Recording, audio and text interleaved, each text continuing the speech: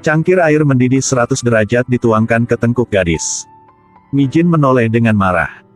Pupil di kedua sisi matanya segera membiru. Anak laki-laki itu sangat ketakutan sehingga dia segera mundur. Ibunya dengan cepat meminta maaf. Gadis itu baru berhenti marah. Mi Jin bukan manusia, tapi rubah berekor 9 yang telah hidup selama 1000 tahun. Dia harus berkencan dengan 1000 pacar. Lalu menunggu sampai dia benar-benar mencintainya. Maka dia akan segera memakan hatinya. Sehingga dia bisa berubah menjadi manusia. Mi Jin telah menelan hati 999 orang. Hanya satu orang lagi yang bisa diabadikan. Namun, sekarang batas waktunya hanya 3 bulan. Dalam waktu 3 bulan, jika dia tidak memakan hati terakhir, dia akan mati. Karena untuk menyelamatkan hidupnya, dia terus mencari subjek lanjut. Seorang pria di bar dengan cepat tertarik pada Mi Jin. Dia bertanya apakah dia mencintainya atau tidak. Pria itu dengan munafik menjawab bahwa sangat mencintaimu. Mi Jin merasa sangat puas, dan bertanya apakah dia bisa memberinya hati. Pria itu masih menjawab tanpa ragu bahwa tidak hanya hatinya tetapi juga jantungnya. Terima kasih kamu. Kamu adalah pria ke-1000 aku. Mi Jin terlalu tidak sabar dan segera berubah, bersiap untuk menikmati hati ke-1000. Tapi setelah pria itu melihatnya setelah transformasi, dia ketakutan melolong. Pakaiannya belum dipakai tetapi dia melarikan diri. Mi Jin tidak menyerah, mengejarnya. 9 ekor di belakangnya sangat lucu. Mi Jin memarahi pria itu karena menjadi scammer. Menyetujui semuanya, lalu tiba-tiba menyesalinya. Namun, setelah beberapa saat marah, dia kembali ke bentuk manusia. Dia juga memiliki harganya sendiri, sesuatu yang terlalu dipaksakan tidak enak. Mi Jin kemudian belajar untuk tujuan berikutnya. Premis untuk memastikan jika pria lain benar-benar mencintainya. Dia menatap pria yang sangat melamarnya. Mi Jin dengan senang hati menerima cincin itu. Pria ini pasti cinta sejatinya. Dia mulai jujur dengan dia bahwa batas waktunya hanya 3 bulan lagi. Hanya ada satu cara untuk membuatnya hidup. Yaitu dengan menyumbangkan hatinya. Pria itu panik dan berlari keluar untuk membuat panggilan telepon. Memberitahu orang di saluran lain bahwa gadis itu menderita kanker hati. Dia juga menyuruh aku untuk menyumbangkan hatinya, gila banget. Setelah mendengarkannya, Mi Jin merasa terluka. Pria hari ini adalah sekelompok orang yang tidak dapat dipercaya. Ketika dia bertemu pria berikutnya, jantung Mi Jin mulai berdetak lebih cepat. Kali ini mengingatkannya pada orang yang paling dia cintai di antara subjek sebelumnya. Pada masa Goryeo, identitas 9 ekornya terungkap. Kemudian diburu oleh para prajurit. Suaminya meninggal untuk melindunginya. Meskipun ratusan tahun telah berlalu, dia masih tidak bisa melupakan pria itu. Eng Suk memiliki wajah yang mirip dengannya seperti 2 tetes air. Jadi dia hanya mengencani Eng Suk secara membabi buta. Eng Suk juga mencintainya. Mi Jin sangat mencintai pria ini. Dia tidak pernah menyebutkan tentang mengambil hatinya sebelumnya. Tapi waktunya hanya tinggal 1 bulan lagi. Mi Jin mulai tidak bisa mengendalikan instingnya lagi. Yang ingin menunjukkan wujud aslinya tepat di depan Eng Juk. Dia harus menggunakan selimut untuk menutupinya. Eng Juk sangat khawatir dan bertanya apakah Mi Jin sakit. Karena tidak ingin ketahuan olehnya. Dia buru-buru berteriak untuk mengusirnya. Lalu dia pergi ke ibunya dan bertanya mengapa dia tidak bisa mengendalikan diri. Ibunya berkata karena tenggat waktunya akan datang.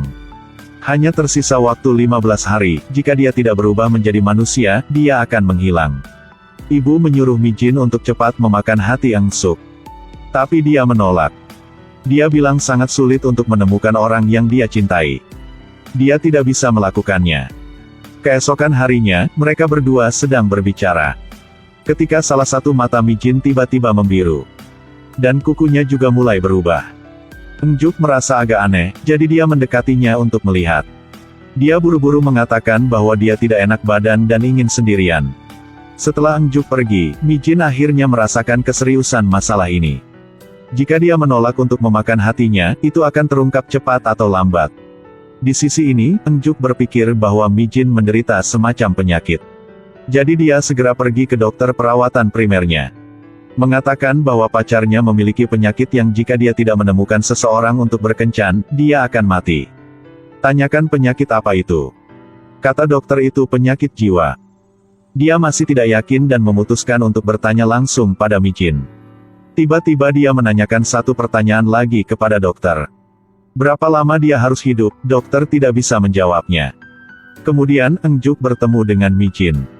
Dia sangat khawatir dan bertanya padanya apakah dia sakit. Setelah mendengarkan, Mijin sangat bingung, apakah dia sudah mengetahuinya. Dia sangat gugup sehingga dia secara tidak sengaja mengeluarkan ekor rubah. Koki datang, melihat pemandangan ini dan ketakutan setengah mati. Mijin dengan cepat menarik ekornya.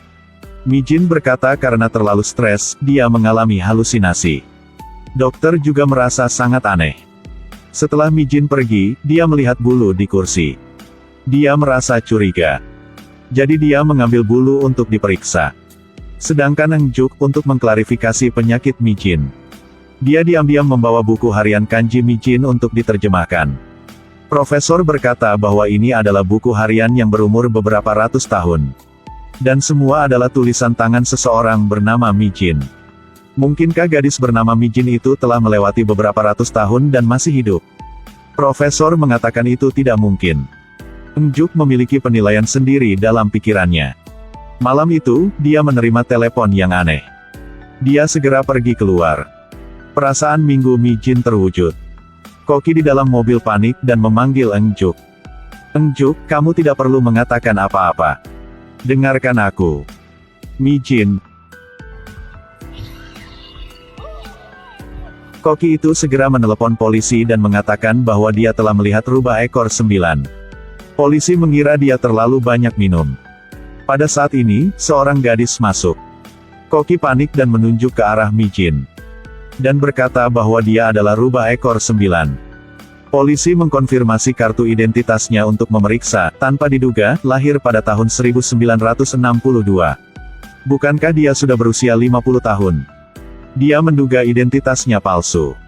Tetapi sistem memverifikasi informasi ini benar. Saat ini, Eng Juk tiba, membawa mereka berdua pergi. Koki itu adalah teman terbaik Eng Juk. Dia memberitahu Eng Juk bahwa Mijin adalah rubah ekor 9. Tadi malam dia melihatnya dengan matanya sendiri. Menyuruhnya untuk segera meninggalkan Mijin.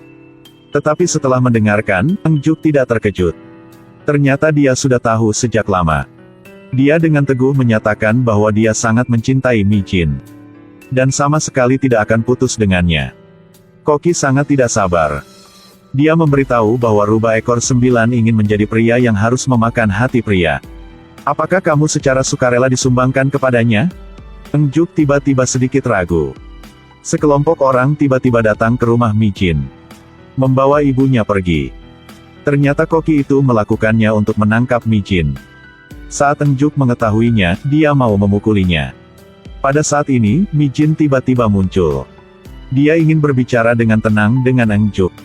Perasaan Mijin sedikit gelisah sekarang. Dia tahu konsekuensi dari mengatakan yang sebenarnya. Tapi ini tidak bisa lagi disembunyikan. Dia ragu-ragu untuk waktu yang lama sebelum berkata. Aku adalah rubah berekor 9. Tanpa diduga, reaksi Eng Juk di luar dugaannya. Entah kamu rubah berekor 9. Atau alien. Aku tidak akan putus denganmu karena itu. Mijin tahu bahwa pria yang ahli dalam mengatakan bahwa mereka mencintainya. Tapi setelah melihat wujud aslinya, mereka semua akan lari. Untuk menguji reaksi Eng Juk selanjutnya. Dia menunjukkan wujud asli rubah berekor 9. Mijin bertanya padanya apakah dia mencintainya sekarang atau tidak. Tak disangka, Eng Juk begitu ketakutan hingga arwahnya meninggalkan raganya. Mijin sangat kecewa dengan orang yang dicintainya. Dia patah hati dan menitikkan air mata. Jelas pria semuanya scammers. Dia menyesal tidak memakan hatinya. Ibu tiba-tiba lewat dengan wajah sangat serius, berkata. Mijin, apa kau sudah tahu? Apa ya? Eng Juk menderita kanker dan dirawat di rumah sakit. Dia terus menjadi gila meminta untuk bertemu dengan kamu. Melihat Eng Juk tiba-tiba menjadi lemah karena sakit. Mijin sangat sedih. Eng Juk meraih tangan Mijin. Ambillah, kamu harus hidup.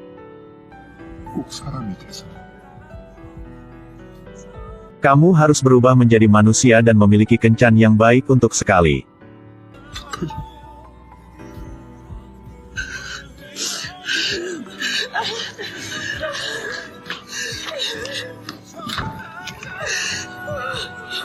Mi Jin.